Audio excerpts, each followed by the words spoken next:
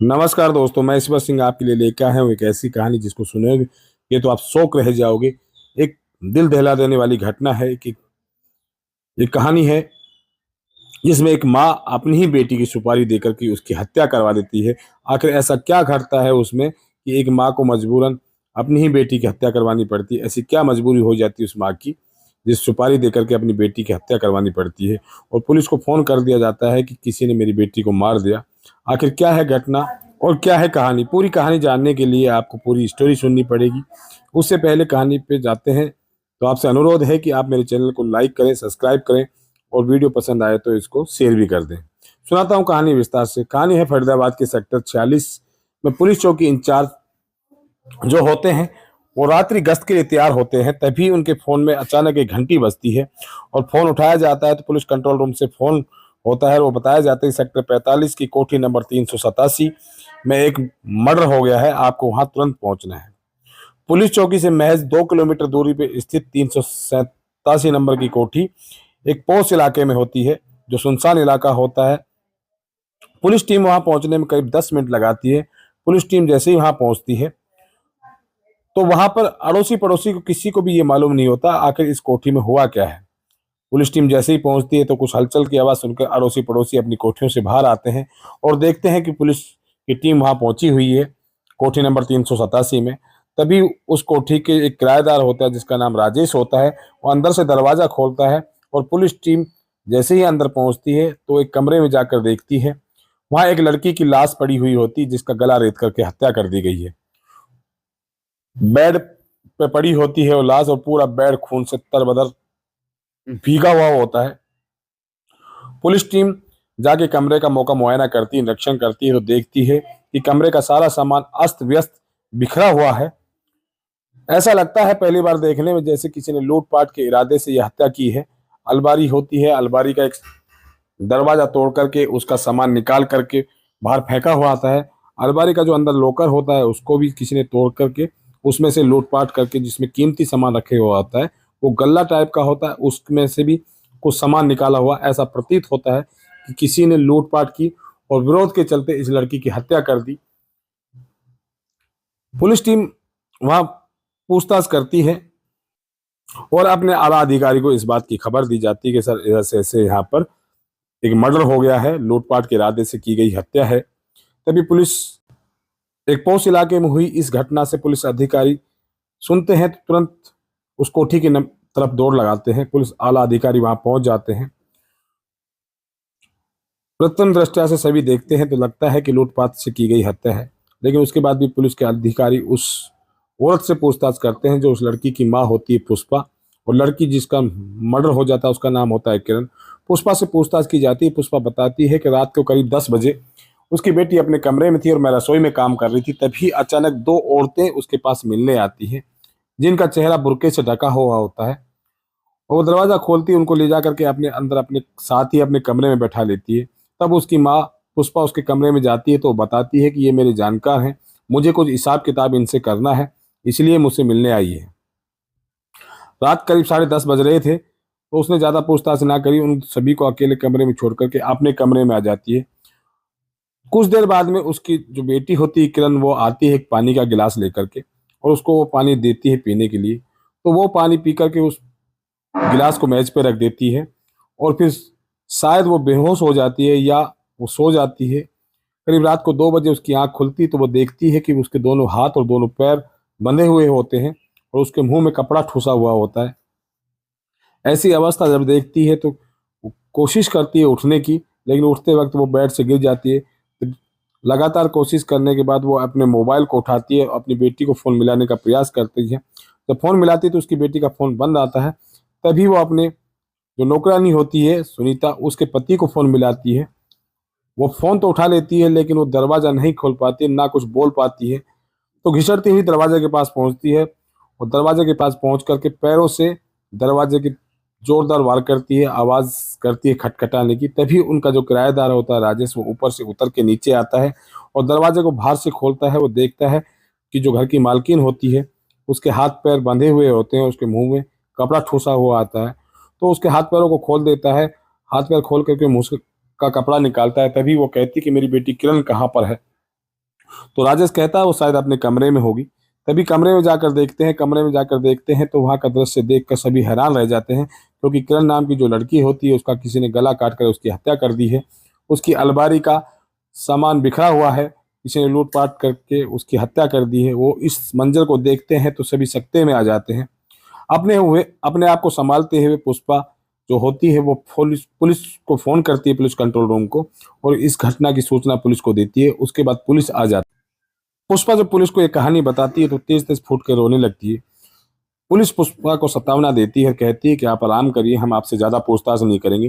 तभी उसके पति के नंबर, जिसका नाम सुरेंद्र कोहली होता है, वह अपने बेटे के साथ में अपनी माँ को देखने भटिंडा गया हुआ होता है। उसको पुलिस फोन करती है और पूरी वारदात की सूचना देती है, बताती है कि ऐसे ऐसे आपके घर में इस तरह से मर्डर हो गया है, आप जितना जल्दी हो सके फरीदाबाद आ जाइए। इतने में सुबह सुबह हो जाती है। सुबह होते ही पुलिस के अधिकारी इसमें जांच में लग जाते हैं। जो एसीपी होती है पूनम दयाल सिंह, वो एक टीम बनाती है। टीम में inspector Vimal Kumar, sub inspector Narendra Kumar और अश्विनी कुमार को टीम में शामिल किया जाता है।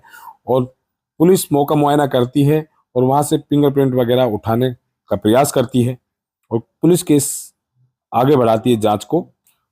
पुलिस ये चाहती है कि जितना जल्दी हो सके पोस्ट हुआ इलाके में हुई इस हत्या का जल्दी से जल्द पर्दा उठ सके, हत्यारों को गिरफ्तार किया जा सके। इसलिए पुलिस भी काफी हरकत में रहती है। जो लड़की होती है किरण, उसकी लाश को पुलिस अस्पताल पहुंचा देती है। वहां पर पोस्टमार्टम किया जाता है। पोस्टमार्टम के अनुसार उसकी सांस की नली कटने के कारण उसकी मृत्यु हो जाती है। पुलिस टीम अब इस मामले की तहकीकात करती है। पुलिस को पता लगता है कि सुरेंद्र कुमार कोहली 1989 में फरीदाबाद में आकर रहने लग जाते हैं और भटिंडा की रहने वाली पुष्पा से उसकी शादी हो जाती है। शादी के कुछ साल बाद में उनको एक बेटी होती है जिसका नाम किरण रखा जाता है और किरण को प्यार से सब गुड़िया के नाम से जान जाते हैं। सेक्टर 28 में उसके पति का बिल्डिंग मटेरियल का काम होता है, जो सुरेंद्र कुमार कोहली होता है उसका। किरण के जन्म के करीब 11 साल बाद उनको एक बेटा होता है जिनका नाम नितिन रखा जाता है। कक्षा 7 में एक फरीदाबाद के नामी स्कूल में पढ़ता है। किरण शुरू से लाड प्यार में पढ़ी एक आजाद ख्याल की लड़की थी, पैशन परस्त थी। उस पर किसी भी आज़ादी पे रोक टोक नहीं थी। वो फिल्में देखना, इंटरनेट, मोबाइल सब तरह की यूज करती थी, फैशन में रहती। किरण को इस बात का भी कोई फर्क नहीं पड़ता था कि उसकी किसी भी हरकत से उसके परिवार के ऊपर क्या बीतेगी या उसके परिवार के लोग क्या कहेंगे, क्योंकि वो बिल्कुल आज़ाद किस्म की लड़की थी। वो किसी के अच्छे और बुरे का ख्याल नहीं रखती थी। अपने परिवार से उसे मिली हुई आज़ादी का वो भरपूर फायदा उठाती थी। जो उसकी माँ थी वो एक पारिवारिक महिला थी जो अपने बच्चों और अपने पति की देखरेख करती थी और हाउस वाइफ का अच्छा जीवन जीती थी। किरण के ख्याल बिल्कुल आजाद थे। वो जो चाहती थी वो करती थी, उस पर किसी तरह का रोक टोक नहीं था। इसी के चलते किरण ने एक रंजीत त्रिपाठी जो विजातीय लड़का था उससे प्रेम प्रसंग में आकर के उससे विवाह कर लिया था। और दोनों सरता बिहार के मदनपुर खादर इलाके में रहते थे। दोनों ने अलग अलग फर्मों में नौकरी कर ली थी। नौकरी की गाड़ी जैसे जैसे चली रही थी लेकिन दोनों को जिंदगी की असली सच्चाई से रूबरू होना पड़ता है, पैसों के लिए तंगी होना पड़ता है। लेकिन जो लड़की थी किरण, उसके जो मालिक थे महफूज आलम, उसका ऑफिस कालिंदी कुंज में था जो सरते बिहार के नज़दीकी है। और महफूज आलम ने उसकी स्थिति देख करके उसको मोटा कमीशन भी देने लगा अपने साथ सौदों में, और उनका प्रॉपर्टी का काम था, जिसके चलते किरण का एक अच्छा खासा बैंक बैलेंस हो गया था। और जो उसके पति थे रंजीत त्रिपाठी, उसके पास कोई अच्छी नौकरी नहीं थी। उसके पास काम चलाने के लिए ही नौकरी थी। उसको अच्छी खासी तनख्वाह भी नहीं मिल रही थी और किरण को एक अच्छी खासी तनख्वाह मिलने लगी थी, जिसके चलते वो घमंडी टाइप की लड़की हो गई थी। वो धीरे धीरे अपने पैसों का रोब पंकज त्रिपाठी पे, रंजीत त्रिपाठी पे जमाने लगी और रात को देर से घर आने लगी, शराब पीकर आने लगी। तो रंजीत त्रिपाठी उसकी माँ पुष्पा को फोन करके ये सब बातें बता देता है। लेकिन उसकी माँ जो होती है वो अपने स्तर पर उसको समझाने की कोशिश करती है, लेकिन पुष्पा के समझाने के बाद भी किरण नहीं मानती है और वो अपनी दिनचर्या में कोई बदलाव नहीं लाती है। इसके चलते ही रंजीत त्रिपाठी और किरण में दोनों में आपस में मतभेद बढ़ने लगते हैं, दोनों की लड़ाइयाँ बढ़ने लगती है और धीरे धीरे ये बातें टकराव तक पहुंच जाती है। दोनों एक दूसरे के साथ रहना पसंद नहीं करते। जो किरण होती है वो साकेत कोर्ट में रंजीत त्रिपाठी के खिलाफ एक मुकदमा दायर कर देती है, जो तलाक का मुकदमा होता है, और उससे तलाक लेना चाहती है और उसका घर छोड़ करके अपनी माँ के पास आकर रहने लगती है फरीदाबाद में। किरण जब फरीदाबाद में आकर रहने लगती है अपने परिवार के साथ, तो उसके जीवन शैली में कोई बदलाव नहीं आता और रात को नाइट क्लब जाती है, देर रात शराब पी करके आती है। जब कोई उसको टोकने का या रोकने की कोशिश करती थी, उससे लड़ाई करती थी और मारपीट पे उतारू हो जाती थी। इसके चलते उसकी माँ जो पुष्पा बहुत परेशान रहती थी।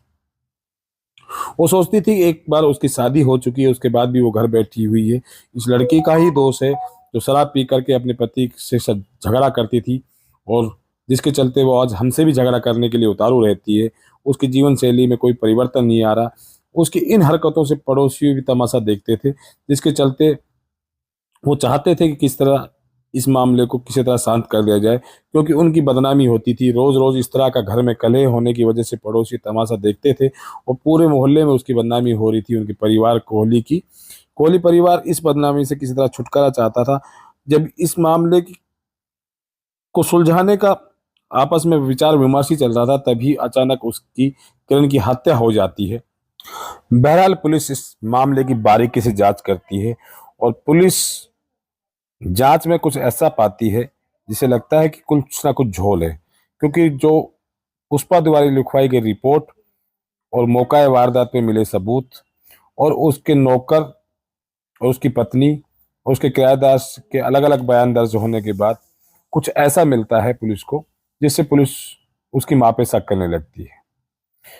पुलिस की टीम ये सोचती है कि जिस गिलास में किरण ने उसकी मां पुष्पा को पीने के लिए पानी दिया था, वो बिना मांगे पानी क्यों दिया और आखिर उस गिलास में ऐसा क्या डाला गया जिसको पी कर बेहोश हो गई। उस गिलास को सूंघ के देखा जाता है, फॉरेंसिक टीम द्वारा उसकी जांच करवाई जाती है, तो कुछ भी उसमें इस तरह की कोई चीज नहीं मिलती जिससे पीने के बाद वो बेहोश हो गई है।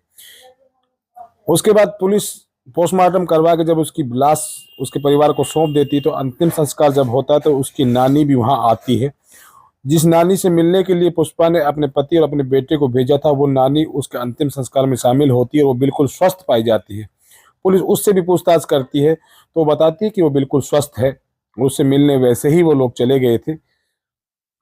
लेकिन जब उसकी माँ बताती है तो वो बताती है कि पुष्पा के द्वारा बताई गई बात ये होती है कि उसकी माँ बीमार है, उसी से मिलने उसके पति और उसके बेटा भटिंडा गए हुए थे, जो करीब दिल्ली से 250 किलोमीटर दूर है।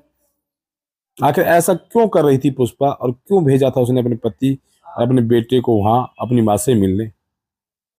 उसके बाद पुलिस पुष्पा से पूछताछ करती है। पूछताछ करने के लिए थाने में बुलाया जाता है। उससे पूछा जाता है कि जो बुर्के वाली लड़कियां था उनका डील डोल कैसा था, उनकी आवाज कैसी थी। इस पर पुष्पा उनको संतोषजनक जवाब नहीं दे पाती है, जिसके चलते पुलिस उससे पूछताछ करना चाहते हैं। तभी उसके रिश्तेदार, उसका पति, उसका बेटा थाने में पहुंच जाते हैं और माहौल कुछ इस तरह का हो जाता है कि पुष्पा से कड़ाई से पुलिस पूछताछ भी नहीं कर पाती है और उसके साथ जाने के लिए कह दिया जाता है कि आप अपने पति के साथ अपने घर जा सकते हैं, लेकिन पूछताछ के लिए दोबारा बुला सकते हैं। उसके बाद पुलिस पुष्पा की कॉल डिटेल निकालती है। करीब 6 महीने की कॉल डिटेल उसकी निकाली जाती है पुष्पा की। जब पुलिस उसकी कॉल डिटेल चेक कर रही होती है तो पुलिस को एक ऐसा नंबर मिलता है जिससे करीब काफी दिनों से दिन में 2-3 बार काफी देर तक उससे बातें होती है। जब पुलिस ने उससे पूछा जाता है पुष्पा से कि ये नंबर किसका है, तो वो बोलती है कि पंजाब में उसका एक मुंह बोला चाचा है जो उसके पारिवारिक रिश्ते में चाचा लगता है, उससे अपने घर परिवार की बातें करा करती है। पुलिस ने इसी बीच में जो शाह आलम महफूज आलम था उसको भी बुला करके उस पर भी पूछताछ की जाती है, लेकिन वो किसी भी तरह से इस घटना में शामिल होने से इनकार करता है। पुलिस उसको कई दिन बैठा के भी रखती है, लेकिन जब पुलिस को उसके खिलाफ कोई भी सबूत नहीं मिलता और पुलिस को बताता है कि वो उसके पास काम करती थी और उसको मोटी रकम भी देता था, बेहतर सैलरी। उसके बाद उसके पति जो रंजीत त्रिपाठी होते हैं वो मुंबई में काम करते हैं। पुलिस उसको भी बुला लेती है, उससे भी पूछताछ करती है, लेकिन उसका भी इसमें हत्या में कोई हाथ नहीं होता। पुष्पा की कॉल डिटेल चेक करी जाती है तो जिस रात ये घटना होती है उस पर 3 मिस कॉल पुष्पा के फोन पर आई हुई होती है। उन की जांच की जाती है तो उसके एक पति की फोन होता है जो नहीं उठाया गया होता है और उसमें 2 कॉल एक अन्य नंबर से आती है। उसके बारे में वो पूछते हैं तो वो बताती है कि मुझे इस नंबरों के बारे में नहीं पता। जब पुलिस इसकी जांच करती है तो वो पंजाब के किसी फर्जी आईडी पे खरीदी हुई सिम होती है और पुलिस जब पता लगाती है तो सेक्टर उसकी लोकेशन जो सिम थी उसकी लोकेशन फरीदाबाद के सेक्टर 45 में आती है, जिससे पुलिस का शक और भी घूम जाता है। जब उसकी नौकरानी से पूछताछ की जाती है कि आपने उसको फ़ोन क्यों किया था अपनी मालकिन को, तो वो अपने बयान में बताती है कि उसने घर के बाहर एक वैगनआर कार देखी थी, जिसके कारण उसने फ़ोन किया था और पूछा था कि मैडम कोई घर पे कोई मेहमान आया हुआ है क्या, जिसके चलते पुष्पा और भी ज़्यादा फंस जाती है, क्योंकि पुष्पा ने अपने बयान में बताया था कि वो बेहोश हो गई थी, और बेहोश हो गई तो वो फ़ोन कैसे उठा सकती है। पुलिस इस मामले में कड़ाई से पूछताछ करती है। आखिरकार पुलिस के सामने पुष्पा टूट जाती है और वो कहती है कि वो अपनी बेटी की इन हरकतों की वजह से बहुत तनावग्रस्त रहने लगी थी। उसके बार बार झगड़ा करने और रात को देर रात शराब पी कर आने पर मोहल्ले में उसकी बदनामी हो रही थी, जिसके चलते वह अपने जो पंजाब में मुंह बोले चाचा है सुखविंदर सिंह, उनको कॉल करके तो किरण की सुपारी दी थी। वो चाहती थी किरण से छुटकारा चाहना पाना, कि किरण को किसी तरह से वो मार दिया जाए। जब वो आगे मिस कॉल देता है तो उसका मतलब ये होता है कि रास्ता साफ है और वो फरीदाबाद में पहुंच चुके हैं। उसके बाद किरण भी, पुष्पा भी उनको मिस कॉल देकर के ये बता देती है कि घर पर कोई नहीं है, आप आ सकते हैं। तो ये मिस कॉल पे दी जाने वाली सूचना थी, जो एक सीक्रेट तरीके से मिस कॉल करना होता है। उसके बाद वो आते हैं और वो अपने कमरे में कान को तकिए से दबाकर सो जाती है, जिससे उसकी चीखें उसके पुष्पा को ना सुनाई दे, और उसकी बेटी को मार करके वो तीन लोग अपने वापस पंजाब लौट जाते हैं। पुष्पा के बयान के आधार पर उन तीनों को गिरफ्तार कर लिया जाता है और पुष्पा को भी गिरफ्तार करके पुलिस जेल में पहुंचा देती है। यह एक ऐसी घटना है जिसमें बिगड़ी हुई बेटी की परवरिश में कुछ कमियां रह जाती, जिससे वो परिवार के माहौल को खराब कर देते हैं, पूरे परिवार को तहस नहस कर देते हैं। इसलिए अपने बच्चों को आप सतर्क रहिए, सावधान रहिए, अपने बच्चों को अच्छे संस्कार दीजिए, जिससे वो बिगड़े ना और इस तरह की हरकत किसी परिवार में ना हो, जिसके चलते पूरे परिवार को ये यातनाएं सहनी पड़ी और जेल की हवा खानी पड़ी। कल मिलते हैं आपको नई कहानी के साथ, नए अंदाज में। जब तक के लिए जय हिंद, जय भारत, धन्यवाद।